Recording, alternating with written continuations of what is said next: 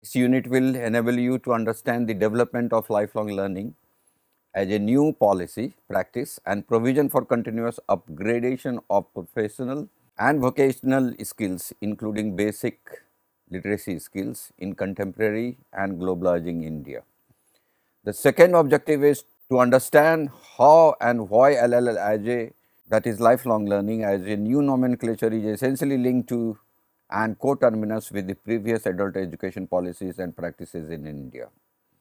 You will also know that lifelong learning as a policy perspective and organizational principle of education in its present form in India is still in a nascent, that is incomplete or embryonic stage, transitional and transformative stage. This unit will provide you a brief overview of adult education and lifelong learning in India in terms of their policies and practices. Previously, in Unit 1, we tried to understand definitions, meanings and concepts of lifelong learning globally, and in Unit 2, we discussed the conceptual evolution of lifelong learning in contemporary times, particularly with reference to Europe. This unit, the third unit, deals with the policies and practices of adult education and lifelong learning in India. Adult education and lifelong learning in India. It has been a very slow institutionalization process. Lifelong learning policy in India is still in its transitional, transformative and nascent stage. It is quite slow in its conceptual evaluation and policy or program implementation due to lack of clarity in its disciplinary status and nomenclature, as it tries to move away from previous and cousin concepts and programs under the traditional discipline called adult continuing and extension education, popularly known as adult education, and henceforth you can call it AE or adult education. Lifelong learning has not yet emerged as a clear guiding framework for education policy, planning and management. The existing ground situation in India also indicates a melange, that is an assortment or a mix of approaches towards lifelong learning. We have seen in units 1 and 2 how adult education evolved and transformed itself into a lifelong learning perspective at the international level, particularly Europe. Somewhat parallel to this transition of adult education into lifelong learning in Europe, adult education in India too is still in the process of institutional expansion within our lifelong learning perspective. In fact, both the traditional adult education and more contemporary lifelong learning coexist in most part of the world, contesting conceptual supremacy with each other. Although wider in usage and conceptualization, in practice adult education in India had always been narrowly limited to programs of adult basic literacy, functional literacy and continuing and extension education. Let us recall that lifelong learning is not only being used as a new disciplinary nomenclature for adult education either in India or abroad, it is also being advocated as the central organizational principle for entire education system, particularly the higher education system all over the world. In India at the moment, we can identify coexistence of two broad and different strands of policies and practices within or related to adult education and lifelong learning. The first one is the traditional or conventional adult education as an umbrella term, which includes adult basic literacy, continuing education, extension education, vocational education and vocational skills training. All these are guided by two mainstream theoretical perspectives, namely adult education as a fundamental individual and social right and as an empowerment tool for social and economic transformation. And the second aspect is more functional, which is limited to utilitarian perspective of adult education, which sees itself as serving basic functional skills requirement of the society. For example, training in and understanding of basic literacy skills, 3 Rs, that is reading, writing and arithmetic, or any other skills like plumbing, car driving, mechanics or a cobbler's job. The more contemporary concept and policy of lifelong learning in India is still being contested, developed and defined and broadened to include previous adult education policies and practices. However, lifelong learning in India is practically and conceptually limited to the utilitarian notion of competitive and skill-oriented learning needs of the growing knowledge and market economy, both locally and globally. Thus, lifelong learning in India refers to all kinds of skills training and education, both lifelong learning and life void, including previous adult basic literacy, functional literacy, digital literacy, information and communication technology, and other technology and service sector based vocational and professional skills imparted by public, private, and NGO sectors through both formal and non-formal institutions, including your online distance education courses. Former adult education in India.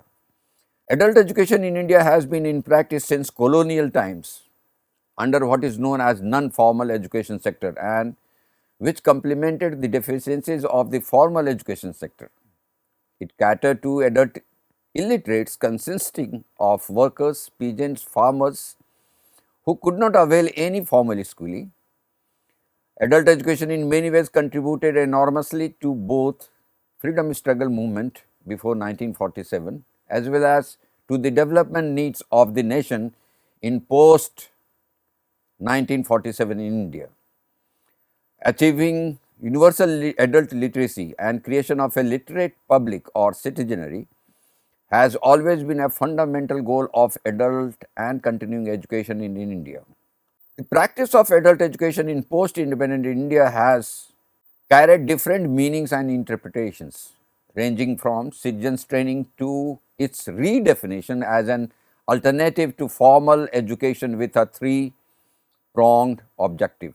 Namely, the first one is to focus on the target segment of young adults in the 15 to 35 year age group belonging to the underprivileged social segment. Second, to link formal education and non-formal education for optimal utilization of available resources. And the third one is to focus on inculcating functional skills as an imperative for development. Thus, we can see, for example, that the National Literacy Mission launched in 1988 expanded the scope of earlier adult literacy programs to include developmental literacy. It added elements like social awareness, acquisition of relevant social skills, women's empowerment, health and hygiene, population control, values of national integration, environment conservation upon the pre-existing focus on basic literacy skills, that is 3 R's: reading, writing and arithmetic. Now, let us move ahead to see what happens to the emergence of lifelong learning in India. The idea of lifelong learning in India is not completely new. The first formal and well articulated idea of lifelong learning in India can be found in the Gandhian scheme of Nayi Talim or Bunyadi Shiksha, translated as basic education. Gandhi's Nayi Talim envisioned a holistic and integral education based on productive handicraft for the education of 3 H's, that is hands, head and the heart. This is in contrast to the skill acquisition in 3 R's, that is reading, writing and arithmetic. So, hands stands for education, work based problem solving, practical and universal education rather than text based abstract education for urban middle class collar jobs, white collar jobs. The second is head, training of the head, that is education for development of mental cognitive processes, and third is heart or character building education. These are the 3 things which Gandhi emphasized.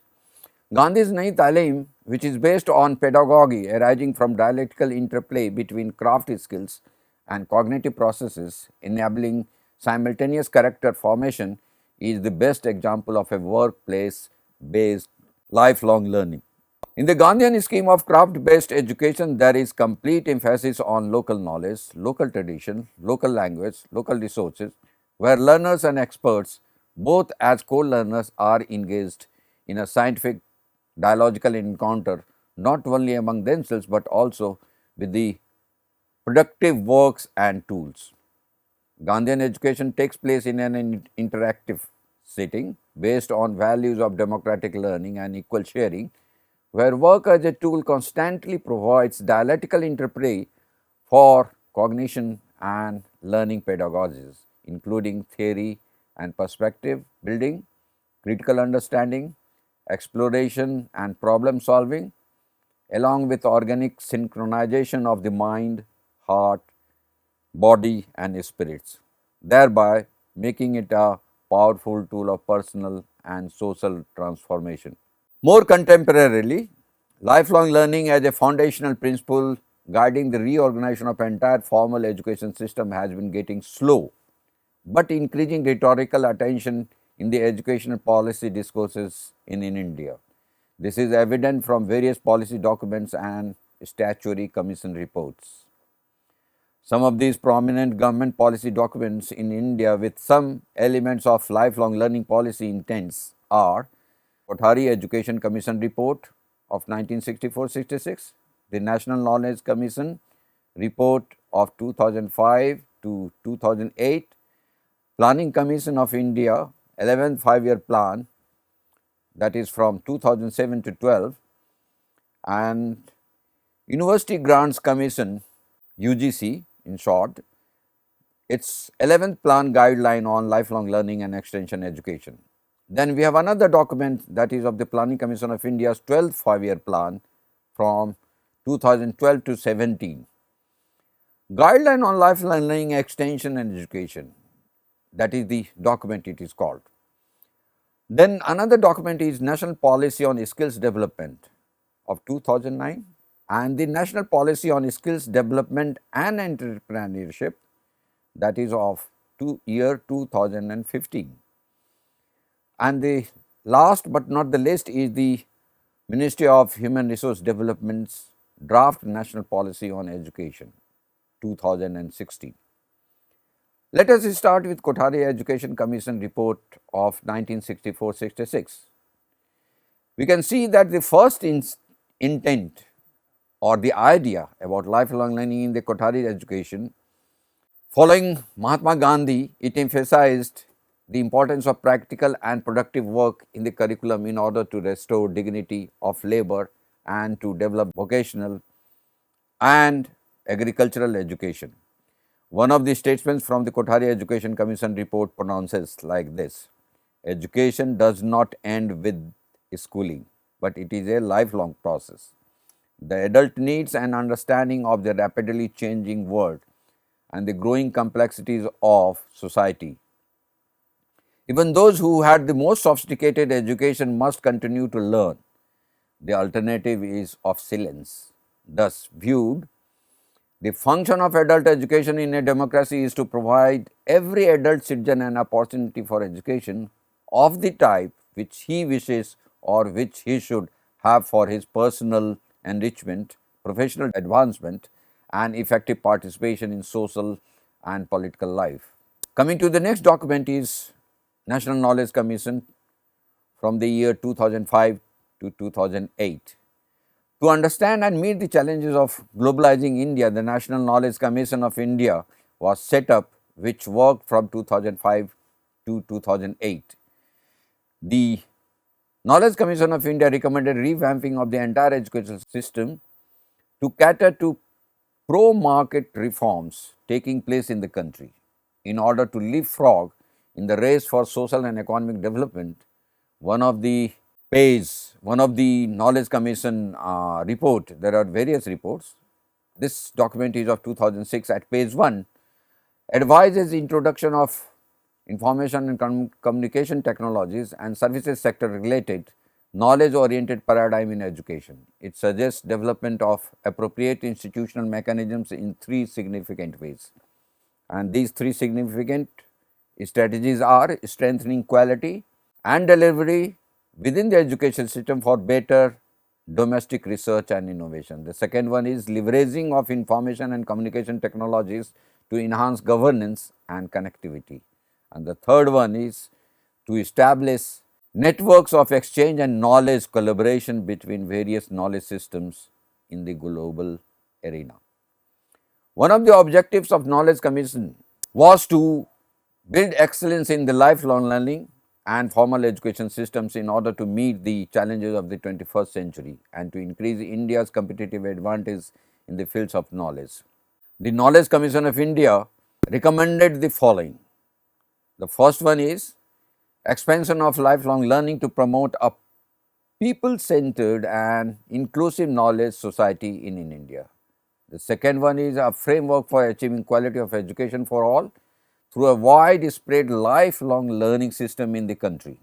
And the third one is open courseware and open learning resources for sharing intellectual capitals of elite institutions in India to supplement lifelong learning systems in India. In this regard, 7 Indian Institutes of Technologies, IITs, and the Indian Institute of Science, IISc in Bangalore, have already taken up an open innovative courseware initiative called National Program on Technology Enhanced Learning, in short NPTEL. This is to enhance the quality of engineering education in the country by developing more than 200 curricula based video and web courses. Many institutions in India are already taking advantage of the NPTEL for dissemination of quality courseware in the areas of engineering and technology. This open educational resource supplements the lifelong learning process of individuals who want to catch up and brush up their knowledge. Now, coming to the second national document, Planning Commission of India 11th 5-year plan between the year 2007 and 12. This document of the Planning Commission focused on a comprehensive strategy to strengthen all segments within the national education system, making lifelong learning presence central therein. Yet, it is quite vague there in this document. The role of lifelong learning is very, very vague.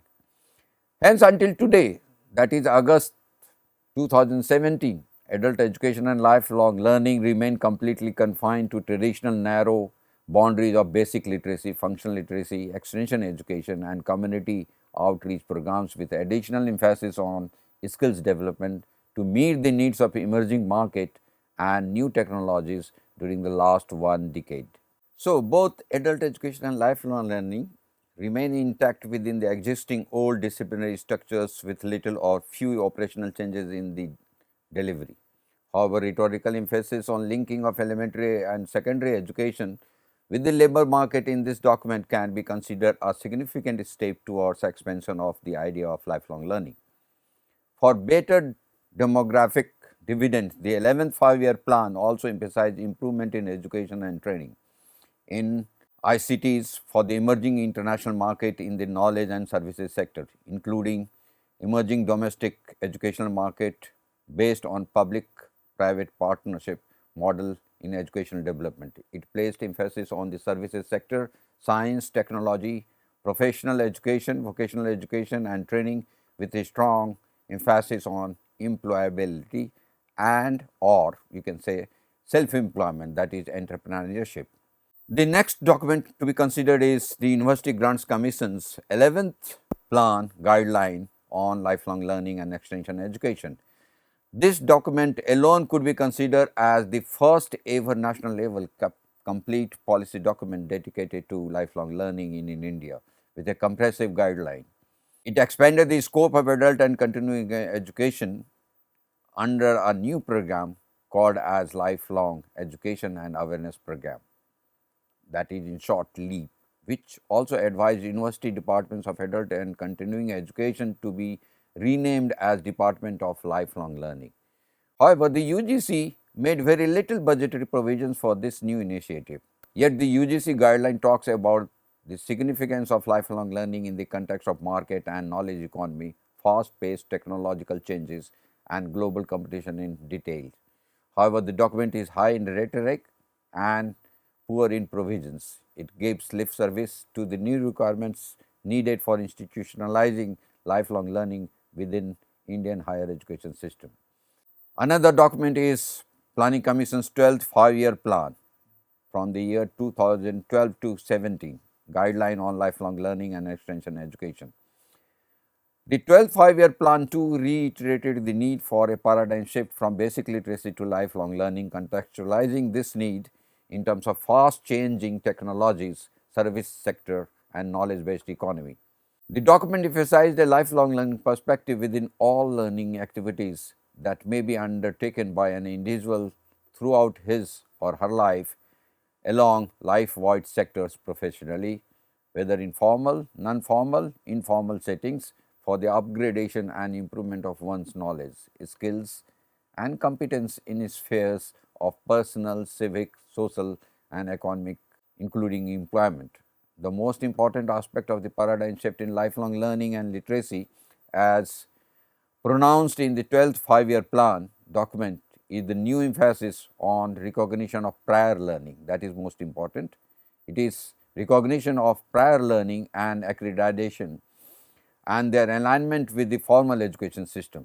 The Sakshar Bharat Mission (SBM) in short of the Government of India, launched in September 2009 too, was accordingly advised to reorient itself to the new lifelong learning paradigm. It advised Sakshar Bharat Mission to expand its focus on basic adult literacy to include other learning needs such as functional literacy, vocational education, physical and emotional development, arts, culture, sports and recreation.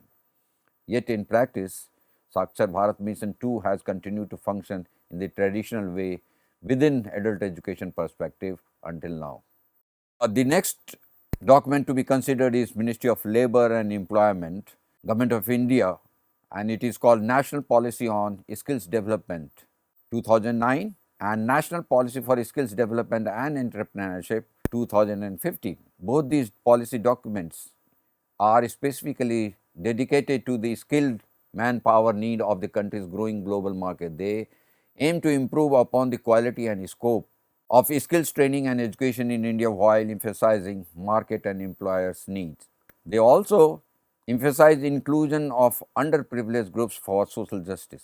Rhetorics and vision apart, in actual practice, both the policy documents initiatives primarily seek to expand apprenticeships in order to train 500 million people by 2020. Both the documents of Ministry of Labour further emphasize expansion of open and distance education, that is MOOCs, massive online open courses, especially in the post-secondary sector, which is already plagued with poor quality and recognition. Both the policy initiatives also prescribe elaborate principles for quality assurance, procedures and accreditation, but they have not been able to address all the quality related issues. Also, since both the documents come under Ministry of Labour and Employment, they are not fully and meticulously integrated with the existing education system under Ministry of Human Resource Development and its proposed new education policy, which may be launched sooner or later. Now, let us see about the MHRD's proposed new education policy 2016. The MHRD's draft national policy on education 2016, titled Some Inputs for Draft National Education Policies 2016, is a 43-page document. In this document, we are not very sure about the specifics of the actual national policy on education, which might take the final shape sooner or later. We are also not sure of the real contents of the lifelong learning policy and its would-be status in the new education policy. We are also not sure of the actual status of lifelong learning in relation to education in general, particularly higher education. None of the official documents are very clear about the status of the relationship between lifelong learning under MHRD and the skills development initiatives under Ministry of Labour and Employment.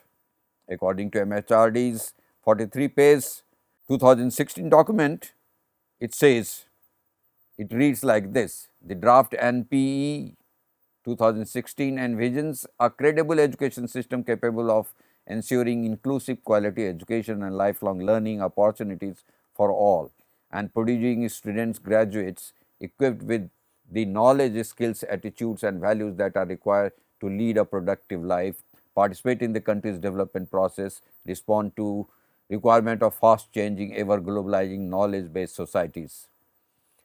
Thus, we can see that new education policy draft document firmly remains located within a market economy perspective in education as an investment, coupled with parallel rhetoric of social inclusion, promotion of mother tongue based education, language and culture. At page 16 of the draft document, the direction of the future education agenda is anchored in a lifelong learning and sector wide perspective. It also advises school level curriculum to incorporate lifelong learning courses or values, we can say, with focus on vocational education, skills development and entrepreneurship, and use of ICTs for gainful employment. However, higher education, particularly the universities, have not been integrated with other policy initiatives to address universal and full scale adoption of lifelong learning. This document advises universities in a very little way to reorient their courses within a lifelong perspective. In addition, it advocates introduction of alternative lifelong learning systems based on distance and online modes, that is MOOCs or SWAM. MOOCs or SWAM are online distance learning programs under the direct administration of the Ministry of Human Resource Development, and it is not under the statutory body like UGC, which until now has been the main regulatory body for higher education system in India. In addition, university departments of adult education and lifelong learning have been advised to focus on creating a literate society and learning society.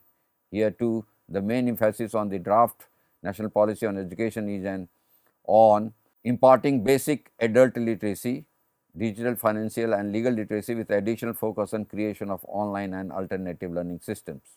Now, most of the commission reports, beginning from the Kothari Education Commission to the current draft National Policy on Education 2016, have recommended 6% of country's GDP as investment in education. But until now, the educational budget in India has hovered around 3% of the national GDP. In this sense, meager budgetary provisions in education have not only marred all the laudable educational policies and plans in general, but have debilitated the very institutional dynamics needed for making an efficient education system based on lifelong learning perspective. Apart from these two government documents at the policy level, there are two civil society initiatives influential in lifelong learning area. They are the Mumbai Statement of 1998 and the Hyderabad Statement on Adult and Lifelong Learning of the year 2002. Both the statements are policy suggestions resulting from two international conferences for a comprehensive lifelong learning policy in India held under the auspices of the UNESCO. The concept of lifelong learning in India has seen from the text of Hyderabad Statement seems to have been oriented towards UNESCO's humanistic orientation, though some elements have also been taken from economistic orientation of OECD or European Union documents. So, friends, let us now again recount the development and promotion of lifelong learning policy in India. Since there is no concrete and comprehensive national policy on lifelong learning in India until now, some of the enabling measures which may be considered as policy frameworks in the making of lifelong learning policy in India are: first is existence of a legislative framework for lifelong learning outlining the rights and responsibilities of the government, civil society, organizational and individuals. Existence of a national lifelong learning support and service system for both urban and rural areas supported by ICTs including satellite, broadcast networks and the internet. Third, existence of a comprehensive learning outcomes assessment and accreditation and credit transfer systems. Fourth, research based plan for an accumulative learning credit system for individual learners and aspiring for continuous upgradation through continuing education system based lifelong learning. Fifth, existence of a national qualification systems in which knowledge, skills and competence are equally weighted and diploma and professional qualifications are mutually transferable. Sixth, existence of an assured budgetary provision and cost sharing system outlining the responsibilities of the government employers and individuals with provisions for social justice to deprived sections. And lastly, Expansion of research to look into increased spending on workplace learning with the help of industries, organizations and civil departments. Now, let us again go for an analysis, critical analysis and comments on adult education lifelong learning as a policy discourse in India. The first point I would say is it would be better to say that there is an existence of an expanding educational discourse on lifelong learning in India instead of a well defined, well integrated and comprehensive lifelong learning policy in India. Both adult education and lifelong learning coexist in their conventional shape, contesting and vying for supremacy with each other. The second point is in globalizing India, the discourse of lifelong learning as a policy has been gaining increasing importance more than the traditional adult education, continuing education and extension education. And third analysis or comment would be lifelong learning as a philosophical perspective and vocational practice is not new in India. It existed during ancient and medieval times, and in modern times it is best visible in Gandhi's Nai Talim or Bunyadi Shiksha, that is basic education, which exemplifies good example of lifelong learning principles and practices. A fourth comment would be the paradigm of shift from adult education to lifelong learning within the formal education system in contemporary India has not happened in isolation, but it has had exogenous influence of global changes in the economy, technology and knowledge intensive service sectors. Major policy advocacy groups from supranational agencies such as the UNESCO, Faro Report, Delors Report, for example, and the European Union have largely influenced this paradigm shift from adult education to lifelong learning.